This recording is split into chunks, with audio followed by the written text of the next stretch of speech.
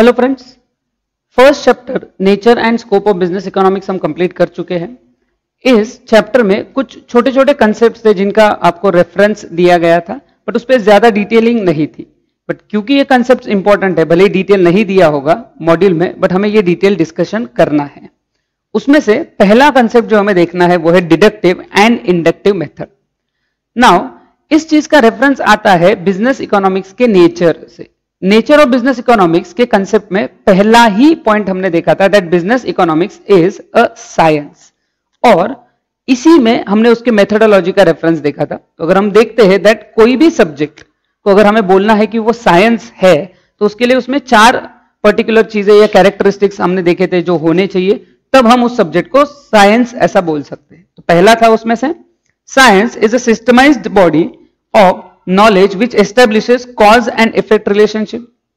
Second, capable of measurement, count होना चाहिए. Third, has its own methodology, उसकी अपनी खुद की methodology होनी चाहिए. And ability to forecast. तो इसमें से ये जो थर्ड पॉइंट है methodology वाला, यहां हमने देखा था कि 2 पॉसिबल मेथड होते हैं। एक होता है डिडक्टिव, आपके चैप्टर के एक्सप्लेनेशन में भी ये बताया गया था, और एक होता है इंडक्टिव मेथड।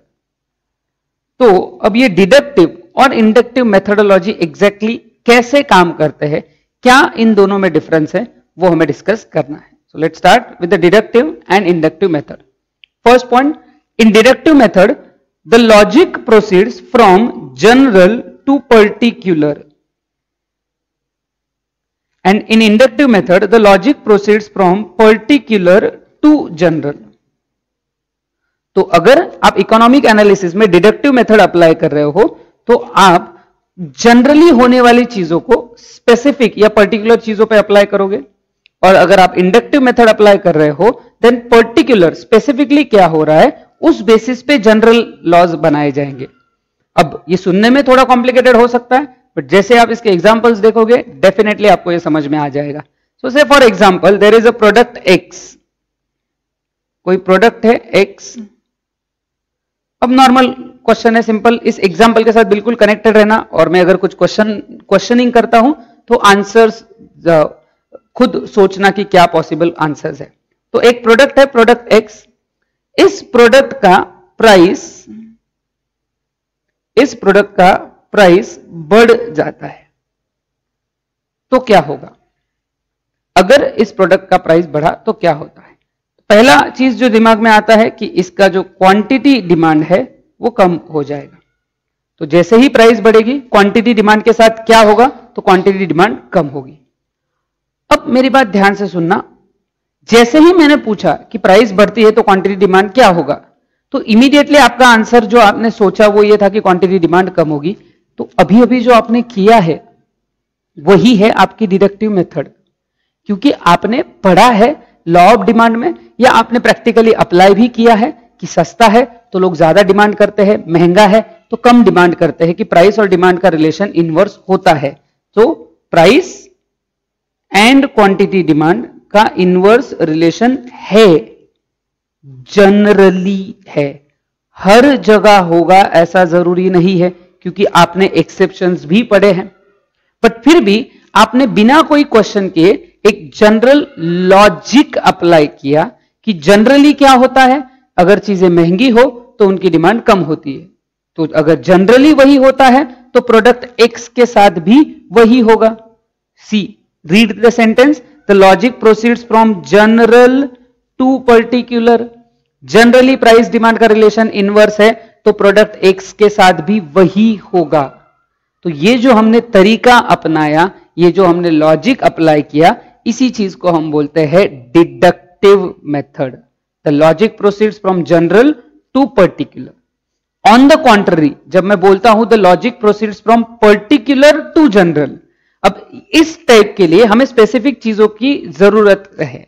से फॉर एग्जाम्पल हम कोई सैंपल डेटा स्टडी कर रहे हैं फॉर अनएम्प्लॉयमेंट, और हमने 1000 लोगों का डेटा स्टडी किया, 1000 पर्सन्स, 1000 लोग हमने देखे कि कितने एम्प्लॉयड है कितने अनएम्प्लॉयड। उसमें से हमने देखा कि 100 लोग अनएम्प्लॉयड है,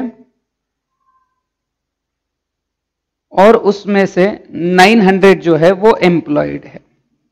तो जिन 1000 लोगों का आपने डेटा स्टडी किया तो उसमें से 100 के पास जॉब नहीं है, 900 के पास जॉब है, और अब आपका कंक्लूजन ये है that there is 10% unemployment in this population. जो भी आपने स्टडी किया है उसमें 10% लोगों के पास जॉब नहीं है, ये आपका कंक्लूजन है इस चीज के बारे में।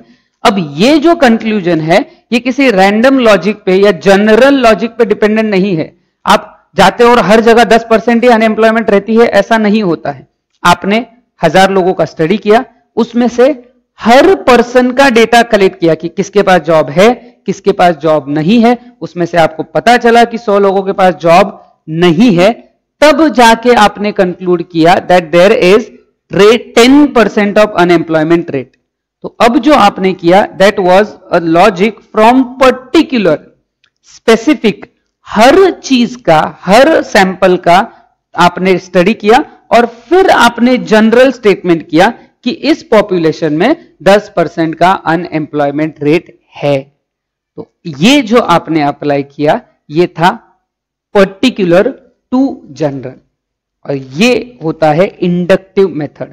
तो आपने यहां पे लॉजिक यूज किया डिडक्टिव के लिए, जनरल लॉजिक, और यहां पे आपने फैक्ट्स यूज किए। आपने फैक्ट्स यूज किए कि एग्जैक्टली कितने लोग एम्प्लॉयड है, कितने अनएम्प्लॉयड। तो ये बेसिक मेथड होता है general to particular and particular to general. So next आगे बढ़ते हैं इसी मेथड में। Deductive method is based on reasoning, abstract reasoning, that is logic based on facts. तो जो इंडक्टिव मेथड है वो फैक्ट्स पे डिपेंडेंट होती है, और डिडक्टिव मेथड जो होती है वो लॉजिक बेस्ड होती है। तो जैसे मैंने बोला कि प्राइस और डिमांड के लिए आपने लॉजिक अप्लाई किया कि नॉर्मली आदमी वही करता है कि महंगा है तो कम खरीदेगा, सस्ता है तो ज्यादा, तो आपने लॉजिक अप्लाई किया। और यहां पे आपने स्टडी किया कि कौन काम कर रहा है, कौन जॉब पे है, कौन जॉब पे नहीं है, तो आपने इसमें यूज किया फैक्ट्स। नेक्स्ट डिडक्टिव मेथड में आपको अजम्पशंस रहेंगे। जैसे जब हम प्राइस और डिमांड का इनवर्स रिलेशनशिप देखते हैं तो हम वहां पे अजम्पशंस यूज करते हैं, अदर थिंग्स बीइंग कांस्टेंट। तो डेफिनेटली हम लॉजिक अप्लाई करते हैं, बट साथ ही साथ में हमें ये अजम्पशंस रखने पड़ते हैं, other things being constant. Deductive में हमने यहां देखा स्टैटिस्टिकल टेक्निक्स की जरूरत रहेगी because there is a need of facts. जो पिछले स्लाइड में हमने चेक किया कि आपको फैक्ट्स की जरूरत होती है कंक्लूजन्स बनाने के लिए, जनरलाइजेशंस बनाने के लिए, तो फैक्ट के लिए यूज होता है स्टैटिस्टिकल टेक्निक्स। आपको डेटा कलेक्शन की टेक्निक अप्लाई करनी पड़ेगी, तब जाके आप इंडक्टिव मेथड अप्लाई कर पाओगे। तो यहां पे अजम्पशंस का यूज होगा डिडक्टिव में, और इंडक्टिव में स्टैटिस्टिकल टेक्निक्स का। फिर अगर आप अब तक लॉजिक लगा चुके हैं, जनरली डिडक्टिव मेथड का जो एनालिसिस है वो माइक्रो एनालिसिस, जहां पे हम अज्यूम्ड करते हैं और इंडिविजुअल बिहेवियर को स्टडी करते हैं, उसके लॉजिक डिसीजन मेकिंग को स्टडी करते हैं, वो एनालिसिस जनरली माइक्रो एनालिसिस के लिए अप्लाई करते हैं। और अनएम्प्लॉयमेंट, पॉवर्टी एक्सेट्रा जो data based, fact based assumptions नहीं, फैक्ट बेस्ड जो स्टडी होते हैं, एनालिसिस होते हैं, उनके लिए हम इंडक्टिव मेथड देखते हैं, जो जनरली पार्ट होता है मैक्रो इकोनॉमिक्स। तो जैसे unemployment, poverty, literacy, illiteracy, ratios, percentage, ये सब आपके इंडक्टिव मेथड से अप्लाई होते हैं। ना दोनों में अपने अपने तरीके हैं प्रॉब्लम्स सॉल्व करने के, जो आपको दिया है डिडक्टिव और inductive method. The principal steps, ध्यान रखना यहां लिखा है the principal steps in the process of deriving economic generalization through deductive logic.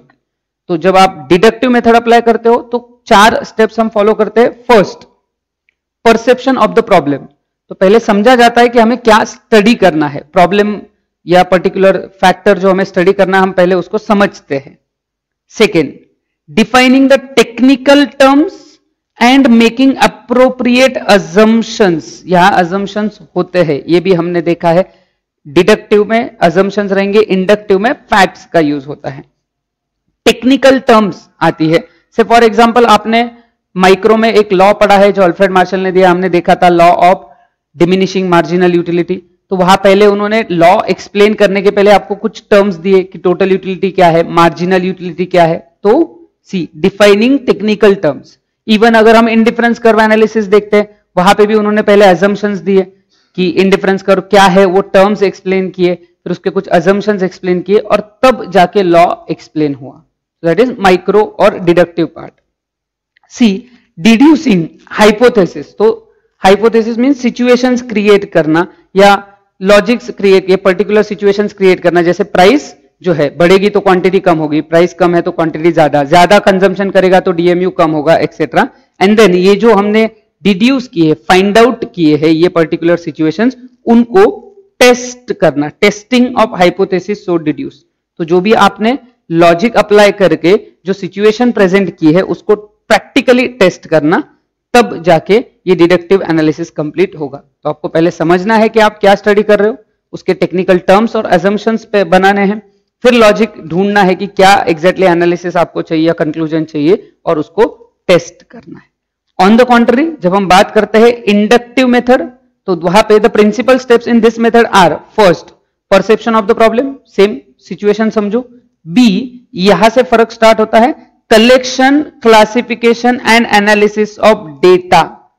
तो जो इंपॉर्टेंट चीज यहां लगती है हमें, फैक्ट्स, वो डेटा हम कलेक्ट करते हैं by using appropriate statistical techniques. तो हमें फैक्ट्स कलेक्ट करने होते हैं, फैक्ट बोला, फैक्ट नहीं, फैक्ट कलेक्ट करना होता है, और उसके लिए डेटा कलेक्शन के टेक्निक्स आपको लगेंगे।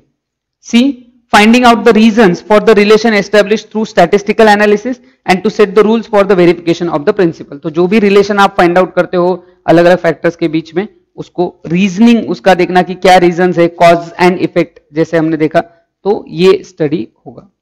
So this is basic difference between deductive and inductive method, and last important thing that deductive method is usually applied in micro analysis and inductive methods are usually applied in macro analysis.